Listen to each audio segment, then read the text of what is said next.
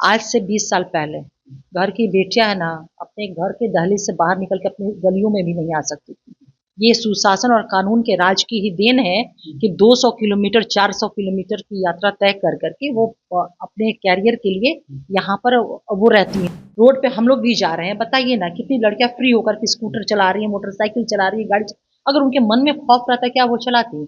आज से 20 साल पहले हम सोच सकते थे क्या कि सड़कों पे इस तरह से हम चल पाएंगे? पार्टी लेवल से हम आपको दूर करते हैं। बिहार की एक महिला के नाते हम आपसे बात कर रहे हैं, क्या इस मामले में पुलिस सवाल के घेरे में आई है या नहीं। नमस्कार, आप देखना शुरू कर दिए हैं दर्श न्यूज और मैं हूं कुमार मनीष। देखिए, नीट छात्रा कांड में अब नया मोड़ ले लिया है। बिहार के जो मुख्यमंत्री है नीतीश कुमार ने केंद्र सरकार को लेटर जारी किया है और सीबीआई जांच की मांग कर दी है। अब ऐसे में विपक्ष लगातार बिहार के लॉ एंड ऑर्डर पर सवाल खड़ा कर रहा है। विपक्ष ये कह रहा है कि ये बिहार पुलिस की नाकामी है। नीतीश कुमार ने लेटर लिखकर यह साबित कर दिया कि बिहार पुलिस इस मामले में बेनकाब हो चुकी है। ऐसे में हमारे साथ बातचीत करने के लिए जेडीयू के प्रवक्ता अंजुमन आरजी है। इस मामला को कैसे देख रही है? अब नीतीश कुमार जी खुद गुहार लगा रहे हैं केंद्र सरकार से कि सीबीआई जांच। सबसे पहले आपने कहा कि विपक्ष जो है वो लॉ एंड ऑर्डर पे सवाल उठा रहा है। सवाल कौन उठा रहा है? विपक्ष है। याद दिला दें गौतम शिल्पी कांड, आज तक नहीं पता चला है कि उसके एक्यूज्ड कौन है। याद दिला दें वो दिवंगत आईएएस ऑफिसर की पत्नी के साथ इस बिहार में क्या हुआ, उसका इन्वेस्टिगेशन आज तक समझ में नहीं आया कि उसमें हुआ क्या।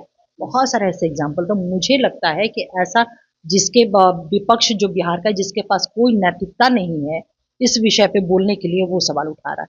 हाँ, अब ये सवाल आपका कहना है कि माननीय मुख्यमंत्री जी ने सेंट्रल गवर्नमेंट को केंद्र से आग्रह किया है कि इस मामले में सीबीआई इंक्वायरी कराई जाए। उसके पीछे मेन मकसद यही है कि हमारी इस केस की जो दुखद घटना हुई, डिसीज के परिजनों को जस्टिस इंश्योर और कंफर्म हो सके बहुत ही पारदर्शी तरीके से, बहुत ही निष्पक्षता के साथ। उसके पीछे बस यही मकसद है कि सीबीआई इंक्वायरी, और साथ ही साथ मृतिका के जो परिजन हैं, परिवार के लोग हैं, बहुत सारे सोशल ऑर्गेनाइजेशन आपने देखा होगा कि इसमें इन्वॉल्व हैं। तो तमाम लोगों का, तमाम संगठनों का भी, परियोजनों का भी ये सरकार से मांग थी कि इस मामले की सीबीआई इंक्वायरी कराई जाए। तो हमारी सरकार आगे बढ़कर के उनकी इन मांगों को मानते हुए केंद्र सरकार से आग्रह किया है कि इस मामले को सीबीआई से जांच कराई जाए। ऐसे में विपक्ष ये भी कह रहा है कि 2 फरवरी से बजट सत्र शुरू होने जा रहा है। सदन में खुद को बचाव करने के लिए सरकार इस नीति को अपनाई है। देखिए, हमारी सरकार जो है ना, बचाव करने की आवश्यकता नहीं है। बच्चियों की, बेटियों की, महिलाओं की सुरक्षा हमारा बहुत ही संवेदनशील और प्राथमिक हमारा विषय रहा है, और हमने इस चीज को साबित भी किया है। ठीक है, घटनाएं घटित होती हैं, दुखद घटनाएं अफसोसजनक होती हैं। उस पे मतलब एक सभ्य समाज में हम ये नहीं कह सकते कि विश्व का कोई भी समाज क्राइम फ्री समाज का दावा कर सकता है।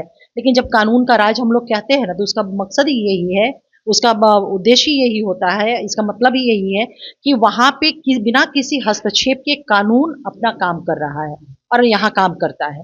तो विपक्ष को ये कहने का कि हंगामा की वजह से ऐसा किया गया, ऐसा कतई नहीं। हमारा प्रतिबद्धता और हमारी प्राथमिकता सिर्फ और सिर्फ एक है, डिसीज के परिजनों को जस्टिस इंश्योर और कंफर्म कराना।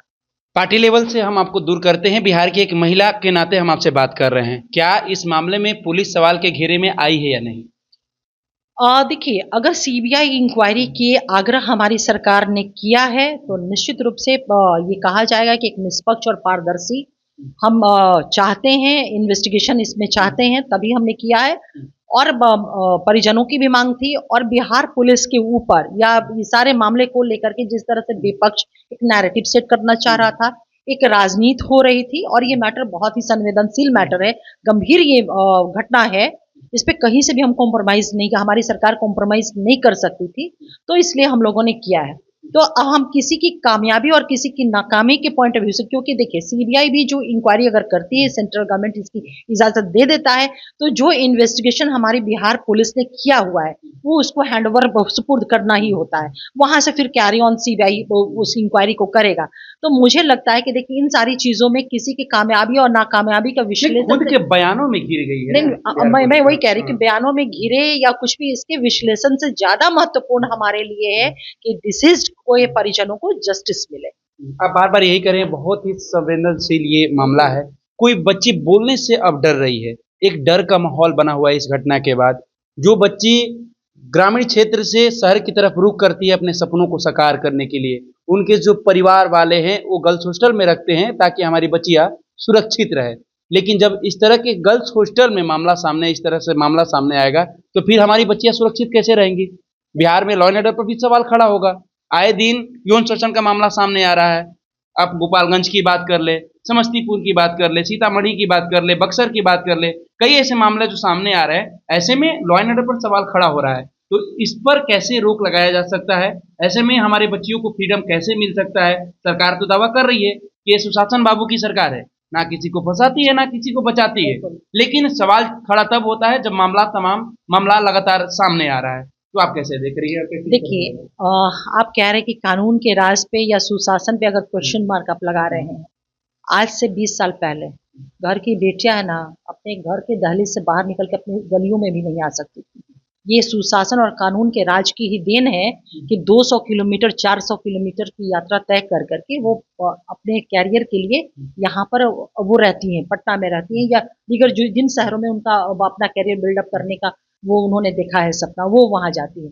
ये सुशासन की ही देन है। तभी को डेयर किसी माँ बाप ने किया है ना, तभी किया है जब सुशासन को उसने महसूस किया है, पहली बात। दूसरी बात, घटनाएं घटित हुई हैं, निश्चित रूप से वो अफसोसजनक घटनाएं हैं, लेकिन जो भी घटनाएं घटित हुई कहाँ घटित हुई हैं? आप देखिएगा कि ये सब मामले जो हैं घर के अंदर में परिजन होते हैं, आसपास के लोग होते हैं, वो तो एक समाज की विकृत मानसिकता वाले लोग ऐसी घटनाओं को कारित कर देते हैं। रोड पे हम लोग भी जा रहे हैं, बताइए ना कितनी लड़कियां फ्री होकर के स्कूटर चला रही हैं, मोटरसाइकिल चला रही है, अगर उनके मन में खौफ रहता क्या वो चलाती? आज से 20 साल पहले हम सोच सकते थे क्या कि सड़कों पे इस तरह से हम चल पाएंगे? तो सुशासन और कानून के राज पे सवाल उठाना, मुझे लगता है कि कहीं से भी न्याय संगत ये बातें नहीं होंगी। और जो घटनाएं घटित होती हैं वो परिजनों, आसपास के लोग और इन लोगों के कारण गुट फेथ में लेकर के किया गया होता है, लेकिन फिर भी वो दुखद घटनाएं होती हैं और हमारी सरकार उनको न्याय दिलाना, उसकी जांच कराना और उनको जेल के सलाखों के पीछे करना, ये हमारी प्रतिबद्धता रही। इसी को कहते हैं कानून का राज। आप किसी भी सिविल सोसाइटी से या विश्व का कोई भी समाज हो, कोई भी राज्य हो, कोई भी देश हो, ये नहीं कह सकता है, चाहे कितना भी संपन्न वो है, ये नहीं कह सकता कि मैंने क्राइम फ्री सोसाइटी बना दिया है। क्राइम फ्री तो सोसाइटी ऐसे में क्या आप महिला हैं, इस तरह के जघन्य अपराध करने वाले व्यक्ति पर कौन सी कड़ी सजा होनी चाहिए ताकि दूसरा इस तरह के घटना को अंजाम देने से पहले उसकी रूह कांप जाए? देखिए, कड़ी सजा होनी चाहिए। अगर दिल की बात कहिएगा तो मैं तो बहुत कड़ी सजा की बात करूंगी, लेकिन जब सजा की बात हम करते हैं, एक महिला है, बिल्कुल, आपकी भी बच्ची है, आपकी बच्ची पढ़ने जाती है। अरे भाई बिल्कुल, लेकिन अगर आप बात करते सजा की बात, तो इसके लिए हमारे देश में कानून है और जो भी चीजें तय होता है संविधान और कानून से तय होता है, हमारी भावनाओं से नहीं होता है। अगर आप कह रहे हैं बीइंग अ वेमेन कि आपको क्या चाहिए, तो मैं तो यही कहूंगी उसको सीधे फांसी पे लटका दो बिना किसी ट्रायल के, बिना कुछ के, अगर ऐसा है तो। लेकिन शायद देश का कानून इस तरह से पनिशमेंट की इजाजत नहीं हमें देता है। संविधान से घिरे हुए हैं। कानून से घिरे हुए हैं, कानून से घिरे हुए हैं, क्योंकि प्रोसीजर है, उस प्रोसीजर को फॉलो करना होता है और फॉलो करके ही देश में जो लोग भी अपराधी हैं उनको सजा भी सुनिश्चित होती है, सजा सुनिश्चित होती चाहिए। तुरंत इस तरह के घटना को जो अंजाम दे रहा हो उसको तुरंत फांसी की सजा चाहे ऑन द स्पॉट उसका। नहीं। अब फिर आप लॉ के अब देखिए, आप दूसरे तरफ अपनी महिला नहीं, बिल्कुल महिला के देखिए, अब आप कहिएगा तो लॉ की फिलॉसफी पे अब हम जाएंगे। आप कह रहे हैं कि इमीडिएट किसी को फांसी पे टांग देना चाहिए इस तरह के मामले में। जो इस तरह के अगर बिग विमेन कहिएगा तो हम कहेंगे बिल्कुल टांग देना चाहिए, लेकिन एक कानून के जानकार के नाते कहिएगा आप, और जिस तरह से जो कॉन्स्टिट्यूशन के हमारे प्रोविजन है, तो इस तरह की इजाजत नहीं देता। हर किसी को भी अपने आप को निर्दोष साबित करने का अधिकार है और ये किसी का भी वो नैसर्गिक अधिकार है, नेचुरल जस्टिस है।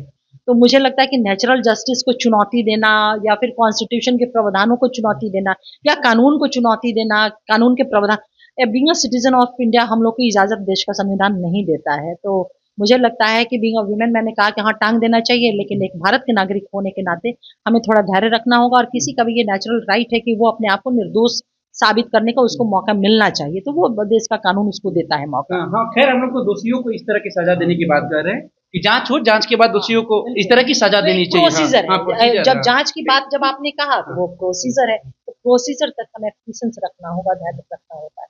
नीट छात्रा को इंसाफ मिलेगा। निश्चित रूप से मिलेगा। ये हमारी प्रायोरिटी नहीं बल्कि हमारी सरकार का कमिटमेंट है। एक आखिरी सवाल रखते हैं, यूजीसी एक्ट 2026 हालांकि जैसे लागू हुआ सुप्रीम कोर्ट ने इस पर रोक लगा दिया है, 19 मार्च तक सरकार से जवाब भी मांगे हैं। आप इस एक्ट को कैसे देख रहे हैं? देखिए, ये एक्ट के अगर कुछ चीज़ों को 2-3 पहलुओं को हटा दिया जाए तो एक्ट बिल्कुल सही है, कहीं कुछ भी उसमें अतिशयोक्ति जैसी कोई चीज़ें नहीं है। लेकिन अब इस पे किसी भी तरह की टिप्पणी करना उचित नहीं होगा क्योंकि matter before the honourable supreme court सब जुडिस है।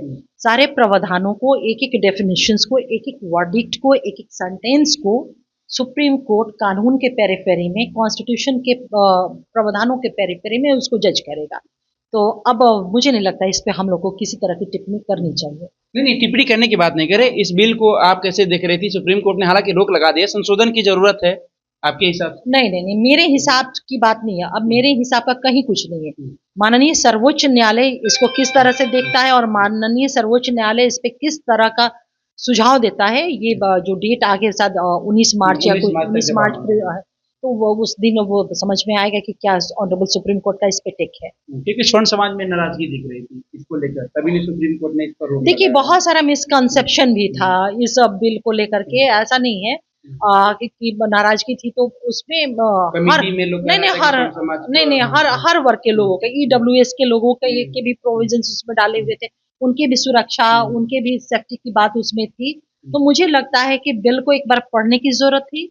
पढ़ करके उसमें 2-3 पहलू को अगर छोड़ दिया जाए तो बाकी देखा जाए कि बिल अच्छा वो था, लेकिन 2-3 पॉइंट ऐसे जरूर थे जहां उसमें देखने की जरूरत थी कि उसको देख करके स्वर्ण समाज कह रहे हैं कि देखिए उसमें था कि पहले एससी एसटी उसमें जोड़ा हुआ था, ओबीसी जोड़कर आपने स्वर्ण समाज के तमाम जो छात्र हैं उनको आपने अपराधी घोषित कर दिया। दूसरा चीज, जो कमेटी बन रही है उस कमेटी में स्वर्ण समाज के लोगों को भी जोड़ना चाहिए था। तीसरी चीज, ये स्वर्ण समाज के लोग मांग कर रहे थे, ये चीज हम जो पढ़े, हम जो कह रहे हैं वो अलग बात है। जो स्वर्ण समाज के लोग हैं जिससे मैंने बात करने का प्रयास किया, जो तमाम यूनिवर्सिटी में छात्र पढ़ रहे हैं उनसे मैंने बात करने का प्रयास की, उनका मांग यही था कि जो कमेटी बनी है उस कमेटी में स्वर्ण समाज के मेंबर भी होने चाहिए। दूसरा चीज कि जो गलत आरोप लगा रहे हैं वो गलत साबित हुआ तो उन पे भी ठोस कार्रवाई होनी चाहिए। 2-3 यही चीज स्वर्ण समाज मांग कर रहे थे, इसको लेकर ही नाराजगी जता रहे थे। ठीक है, नाराजगी है, मैं उस विषय पे नहीं जाऊंगी, उस विवाद में नहीं जाऊंगी। स्वर्ण समाज और ओबीसी और शेड्यूल कास्ट के लिए क्या है, अब तो इन सारी चीजों को ऑनरेबल सुप्रीम कोर्ट देख रहा है, तो उस पर मुझे नहीं लगता कि अब टिप्पणी करने की आवश्यकता है इस पे। चलिए, तो अभी आप सुन रहे थे जेडीयू के प्रवक्ता तमाम सवालों का जवाब देते हुए नजर आ रही थी। देखिए, मैंने बात किया क्या नीट छात्रा को इंसाफ मिल पाएगा, उन्होंने साफ तौर से कहा देखिए हमारे बिहार के मुख्यमंत्री नीतीश कुमार ने केंद्र सरकार को पत्र लिखा है, सीबीआई जांच की मांग की है, तो नीट छात्रा को इंसाफ जरूर मिलेगा। यूजीसी बिल 2026 को लेकर भी मैंने सवाल किया, तमाम सवालों का जवाब देते हुए नजर आ रही थी। फिलहाल हम इस खबर में इतना ही छोड़ जाते हैं, दीजिए हमें इजाजत, धन्यवाद।